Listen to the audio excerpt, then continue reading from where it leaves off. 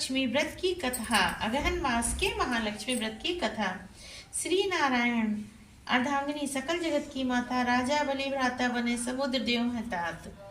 यह पुराणों से ली गई कथा है। इस कथा में श्री महालक्ष्मी जी की महिमा गाई गई है। एक समय की बात है, पराशर ऋषि और नारद मुनि मृत्यु लोक में भ्रमण कर रहे थे। अगहन का महीना था। एक दिन अगहन का महीना और दिन गुरुवार था। पुरी के नर नारी प्रातः काल उठकर अपने अपने घरों को एक रंग के गाय बछड़ों के गोबर से लीप कर शुद्ध किए हुए थे। प्रातः काल स्नान कर शुभ और साफ वस्त्र धारण किए थे। सभी घरों में चावल को पीसकर उसमें पानी डालकर उसी से माता लक्ष्मी के पद चिन्हों के चौक पूरे थे। पीढ़े का चारों ओर केला आंवला के पत्तों को सजाए हुए थे। पीढ़े के ऊपर आंवला रखे, उसके ऊपर माँ लक्ष्मी जी को स्नान कराकर बिठाए। धूप दीप नैवेद्य लगाकर तथा और 10 प्रकार के फल फूल रोटी का भोग लगाए थे। 10 बाती का दीपक जलाकर तथा लक्ष्मी जी के नाम पर एक सुपारी 10 गांठ वाला सूत लक्ष्मी जी के पास रखा। लक्ष्मी जी की पूजा अर्चना बड़े ही भक्ति भाव से हो रही थी। लक्ष्मी जी की जय हो जयकार से आकाश गूंज रहा था। महर्षि पराशर ऋषि और नारद मुनि वहां पहुंचे। नगर से सजे धजे देखकर मुनि को द्वैश्चर्यचकित हो गए। नारद जी ने पराशर जी से पूछा, ऋषिवर, इस नगर के नर नारी किसकी जयकार कर रहे हैं तथा कौन सा उत्सव मना रहे हैं तथा मृत्यु लोक में इस व्रत का क्या फल है, इससे किसने किया? महर्षि पराशर ने देवर्षि नारद को साधुवाद दिया और कहा, है नारद जी, आप धन्य हो कि जो कि संसार के नर नारियों की सुख शांति के लिए इस कथा को पूछ रहे हो। मैं इस संसार के कल्याण के लिए आपको इस कथा को अवश्य सुनाता हूँ, सो सुनो।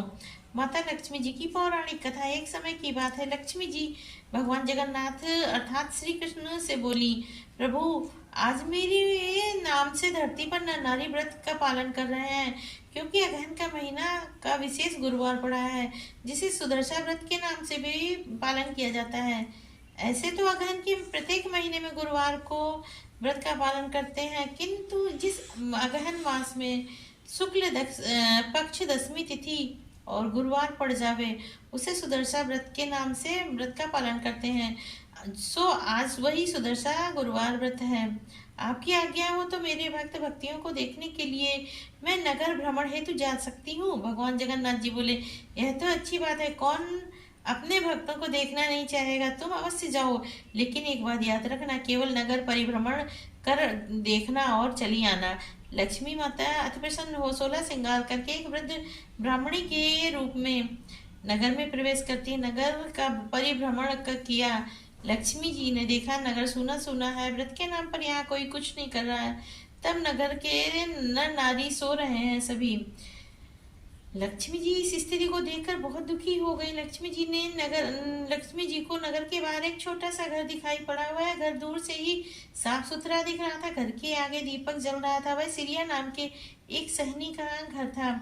लक्ष्मी जी धीरे धीरे उस घर के दरवाजे पर के पास जा पहुंची। सिरिया विधिवत लक्ष्मी जी की पूजा कर रही थी। लक्ष्मी जी से रहा न गया। लक्ष्मी जी ने सिरिया सैनिक के घर में प्रवेश कर सिरिया को बोली, बेटी सिरिया, मैं तुम्हारे ऊपर बहुत प्रसन्न हूँ, मांगो, जो मांगना है मांग लो। सिरिया को लक्ष्मी जी ने मनवांछित फल दिया और प्रसाद खाकर निकल रही थी। उसी समय बलराम और भगवान कृष्ण वन में विहार करने के लिए आए।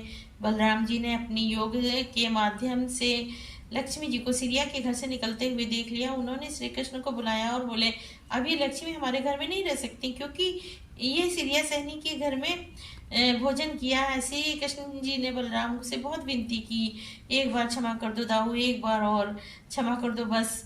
बलराम जी नहीं माने। बलराम जी बोले, या तो वो रहेगी या तो मैं। तब लक्ष्मी जी जब घर में आई तो श्री कृष्ण जी ने बोला कि पत्नी तो बहुत हो सकती है, पर भाई एक ही मिलता है। यह सोचकर श्री कृष्ण जी ने अंदर जाने के लिए लक्ष्मी जी को मना कर दिया। कहा, आप तुम इस घर में नहीं रह सकती हो, क्योंकि तुमने सिरिया के घर में भोजन किया है, जहाँ जाना हो जा सकती हो। लक्ष्मी जी ने बहुत विनती की, चरण पकड़े, कृष्ण जी को मनाया, पर वो नहीं माने। इस बात पर लक्ष्मी जी ने दोनों भाइयों को श्राप दे दिया, यदि मेरी पतिव्रता धर्म में सत्यता होगी तो तथा चंदा और सूरज का आना अगर सत्य होगा, आप दोनों भाई 12 वर्ष तक अन्न पानी और वस्त्र नहीं मिलेगा। लक्ष्मी माता जाकर समुद्र के किनारे विश्वकर्मा द्वारा निर्मित भवन में रहने लगी। अष्ट देवता के माध्यम से वैकुंठपुरी की सब सामग्री मंगवा ली। जग में बलराम कृष्ण नींद से जागे तो देखे पूरा वैकुंठ खाली था। भूख प्यास से 2 दिन बीत गए। आखिर दोनों भाई भीख मांगने लगे। उन्हें कहीं भीख तक नहीं मिल रहा था। जहाँ भी जाते थे वहां उन्हें भगा दिया जाता था। 12 वर्ष की समाप्ति पर दोनों भाई लक्ष्मी जी के भवन तक पहुंच ही गए।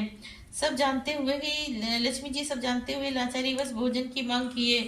लक्ष्मी जी ने स्वयं अपने हाथों से भोजन तैयार कर दासी के माध्यम से प्रेम से खिलाई। श्री कृष्ण जी भोजन के पश्चात बलराम जी से कहा, दाऊ जानते हो ये भवन लक्ष्मी जी का ही है।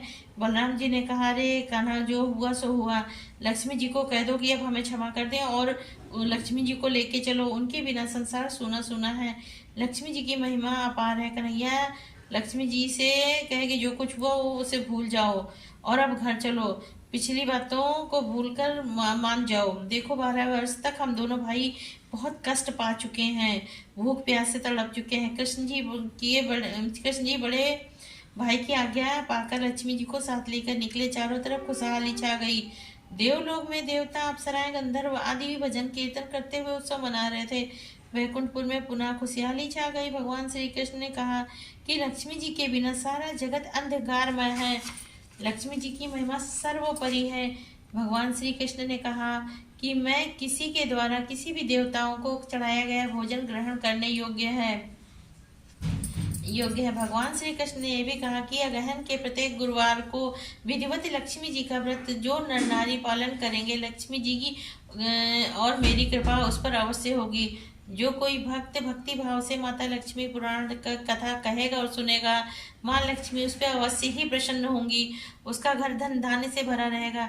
भक्तजनों ध्यान पूर्वक एकाग्रचित्त होकर जो पढ़े कथा श्री महालक्ष्मी जी की कथा का वर्णन इस प्रकार सुनता है या कहता है। श्री महालक्ष्मी जी अनेकों रूप धारण कर सकती हैं। उनके सहस्त्रों नाम भी हैं। कैलाश में रहने वाली पार्वती, स्वर्ग की श्री महालक्ष्मी और विष्णु प्रिया, भगवती नंदिनी आदि हजारों नाम से महालक्ष्मी जी जानी जाती हैं। जो भी इनकी कथा को पढ़ता और सुनता है, माता लक्ष्मी और नारायण जी की कृपा उन पर हमेशा रहती है। तो बोलो माता महालक्ष्मी की जय। तो ये आपके सुदर्शा गुरुवार व्रत की कथा थी, जो अगहन के मास में शुरू होती है। पूरे मास तक ये कथा व्रत पूजन रहता है। मास के समाप्ति पर जो आखिरी गुरुवार होता है, उसकी समाप्ति पर 7 कन्याओं को या सुहागन स्त्रियों को भोजन मीठा खीर खिला के और सुहाग की वस्तुएं अर्पित की जाती हैं। ये रहे माता के चरण।